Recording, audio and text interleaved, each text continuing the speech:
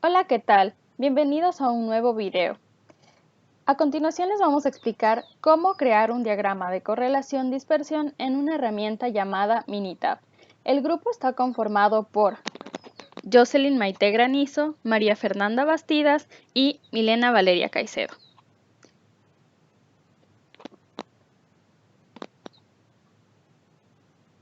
Como objetivo general tenemos comprender el uso de la herramienta Minitab mediante la aplicación de un ejercicio elaborando una herramienta básica de control de calidad. Objetivos específicos. Comparar el coeficiente de correlación de Pearson con el valor de P.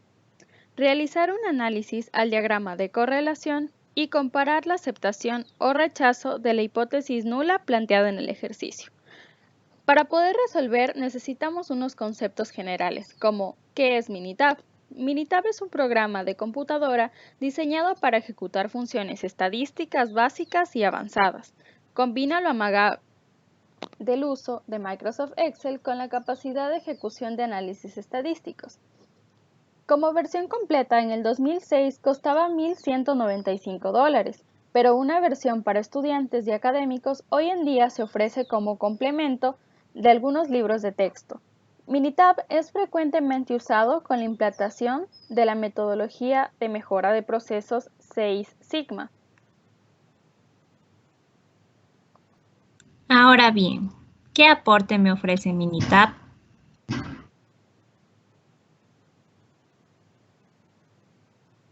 Minitab ayuda a las empresas e instituciones a detectar tendencias, resolver problemas y descubrir información valiosa en los datos al ofrecer el mejor conjunto integral de herramientas de aprendizaje, de máquina, análisis estadístico y mejora de procesos, combinado con una facilidad de uso incomparable.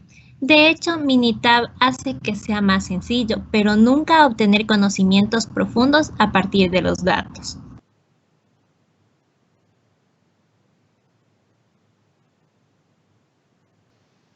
¿Qué es un diagrama de correlación? Un diagrama de correlación es una herramienta que se utiliza para la interpretación de datos a través del cual se puede examinar qué tan fuerte es la relación entre dos variables. También se podrá confirmar la sospecha de si existe una relación de causa-efecto entre dos variables y determinar si esta relación es positiva o negativa.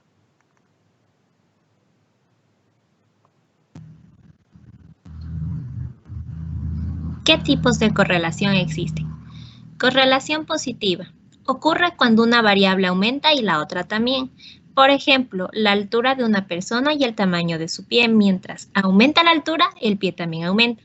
Correlación negativa. Es cuando una variable aumenta y la otra disminuye. Un ejemplo es el tiempo de estudio y el tiempo que pasas jugando videojuegos. Tienen una correlación negativa, ya que cuando tu tiempo de estudio aumenta, no te queda tiempo para jugar videojuegos. Y sin correlación. No hay una relación aparente entre las variables. Por ejemplo, los puntos de tus videojuegos y tu talla de zapato no parecen tener ninguna correlación. Mientras una aumenta, la otra no tiene ningún efecto.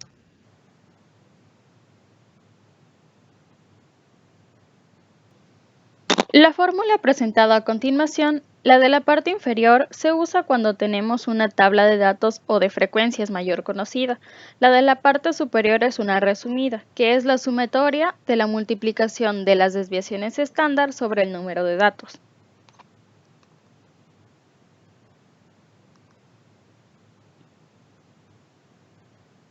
Pues bien, ¿cómo se hace un diagrama de correlación? Paso 1. Determinar cuál es la situación. Si no entendemos qué es lo que está ocurriendo, no podremos establecer las variables a estudiar. Paso 2. Determinar las variables a estudiar. Si ya determinamos, es porque crees que puede existir una relación entre ellas que te permita caracterizar la situación. Paso 3. Recolectar los datos de las variables. Si ya lo tenemos bien, si no, se define un periodo de tiempo para conseguir los datos de las variables antes definidas. Recuerda que los datos de las dos variables deben estar dados en el mismo periodo de tiempo. Paso 4. Ubicar los valores en el eje respectivo. Por lo general, la variable independiente es aquella que no está influenciada por la otra y se ubica en el eje X. La variable dependiente, que es la que se ve afectada por otra variable, se ubica en el eje Y. Así pues, se procede a ubicar los valores en el plano cartesiano de acuerdo a cada variable. Paso 5. Determinar el coeficiente de correlación. El coeficiente de correlación debe verse reflejado en la forma en la que toma el gráfico de dispersión. Es el cociente de la covarianza y la multiplicación de la desviación típica de las dos variables. Paso 6. Analizar con base en el coeficiente y en el gráfico, definir cuál es la relación entre las dos variables y tomar las decisiones pertinentes. ¿Qué es el coeficiente de correlación de Pearson? Es una prueba que mide la relación estadística entre dos variables continuas. Si la asociación entre los elementos no es lineal, entonces el coeficiente no se encuentra representado adecuadamente. Así podemos tener correlación menor a cero. Significa que es negativa, es decir, que las variables se relacionan inversamente. Cuando el valor de alguna variable es alto, el valor de la otra variable es bajo. Mientras más próximo se encuentre a -1, más clara será la covariación extrema. Si el coeficiente es igual a -1, nos referimos a una correlación negativa perfecta. Correlación mayor a 0.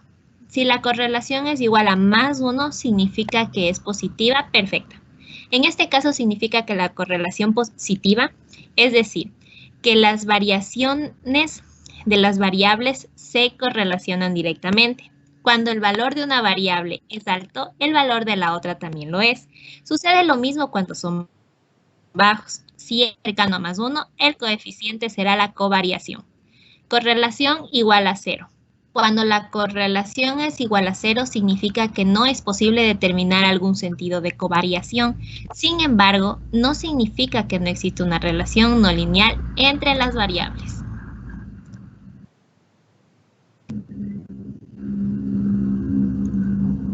¿Qué es el valor de P? Identifica a la probabilidad de que ciertos resultados hayan ocurrido si se cumple la hipótesis que se trata de rechazar. Es decir, si el valor de P es menor o igual a alfa, se acepta la hipótesis alternativa. Y si el valor de P es mayor a alfa, se acepta la hipótesis nula.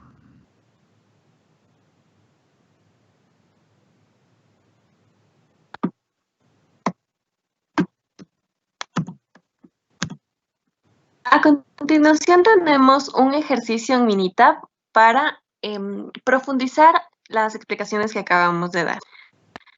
Así que tenemos a continuación el tiempo y el peso de trozos de manzanas. Para esto primero debemos establecer nuestra hipótesis, en donde tenemos dos tipos de hipótesis. La hipótesis nula. El tiempo influye en la humedad de la muestra, es decir, a mayor tiempo, menor humedad y menor peso. Y la hipótesis alternativa es en donde el tiempo no influirá en la humedad de la muestra. Entonces, tenemos el peso de trozos de manzana y el tiempo. Para esto debemos definir nuestras variables, en donde nuestra variable independiente será el tiempo y nuestra variable dependiente será el peso que vayan tomando nuestros trozos de manzana. Entonces, para poder establecer nuestra gráfica es muy sencillo en Minitab. Vamos a gráficas de dispersión, escogemos con regresión y le damos a aceptar. Previamente establecidas nuestras variables, obtenemos esta gráfica, en donde se puede observar claramente que al inicio del tiempo, la humedad que iban perdiendo estas era bastante considerable. Conforme pasa el tiempo, estas van perdiendo cada vez menos humedad y podemos observar en cada punto de nuestra secuencia el tiempo que tiene y el peso que ha perdido en ese tiempo. Y si le damos clic en la pendiente con respecto al tiempo, podemos observar nuestra ecuación. Si queremos obtener datos más específicos acerca de esto, podemos ir a estadísticas básicas, establecer la correlación y nuestras variables serán el tiempo y el peso de trozos de las manzanas. Para esto tendremos que darle clic en tiempo, seleccionar el dato, el peso de trozos de manzanas, seleccionar el dato y darle a aceptar.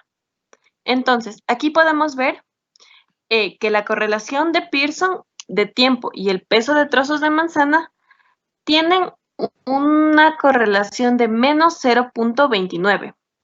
Como podíamos ver en la gráfica, esta era una pendiente negativa, por lo que este valor es muy importante interpretarlo, ya que el índice de correlación varía de menos 1 a 1. Entonces, nuestro intervalo de correlación es menos 0,929, lo que quiere decir que nuestra correlación es negativa y este número es muy aproximado a menos 1, por lo que se puede decir que es casi una correlación negativa perfecta, en donde nuestro valor P es 0. Podemos establecer otros datos en la regresión. Podemos ir a regresión, establecer que nuestra respuesta sea el peso de los trozos de las manzanas y nuestro predictor sea el tiempo. Entonces obtenemos unos datos más detallados acerca del análisis de la correlación. Aquí, como previamente ya vimos dentro de la gráfica, tenemos la ecuación con respecto al tiempo. Podemos obtener nuestra desviación estándar, nuestro R cuadrado, el R cuadrado ajustado, los grados de libertad y la regresión residual. En observaciones poco comunes podemos denotar que en el tiempo 5 nuestro residuo estándar fue de 2.38, que fue el punto en el que más pérdida de peso tuvo, debido a que en este punto la humedad fue una pérdida un poco más grande, ya que conforme pasa el tiempo, esto se va complicando para perder el peso. Entonces, nuestras conclusiones. Para establecer las conclusiones, entonces, tenemos que comprendimos la herramienta Minitab, que es una herramienta de gran ayuda, ya que sus extensores de cálculos estadísticos son mucho mayores al que nos puede proveer Excel. Por tanto, es una mejor herramienta para elaborar un ejemplo, en este caso de diagramas de correlación. También comparamos el coeficiente de correlación de Pearson con respecto al valor de P, y mediante el análisis que pudimos obtener, pudimos entender el valor de R es mucho menor que al de P. Tanto la probabilidad de que se da la aceptación de la hipótesis nula es bastante. Por tanto, se podría decir que hablamos de una correlación negativa. También realizamos el análisis del diagrama de correlación, que es, como pudimos ver, se obtiene conforme aumenta el tiempo y el peso de la muestra disminuye a la par de la humedad. Es por ello que el coeficiente de Pearson es negativo. También comparamos, según los resultados arrojados, que existe una aceptación de la hipótesis nula y un rechazo de la alternativa. Esto se debe a que P es un valor de probabilidad que se encuentra mayor a gamma. Muchas gracias.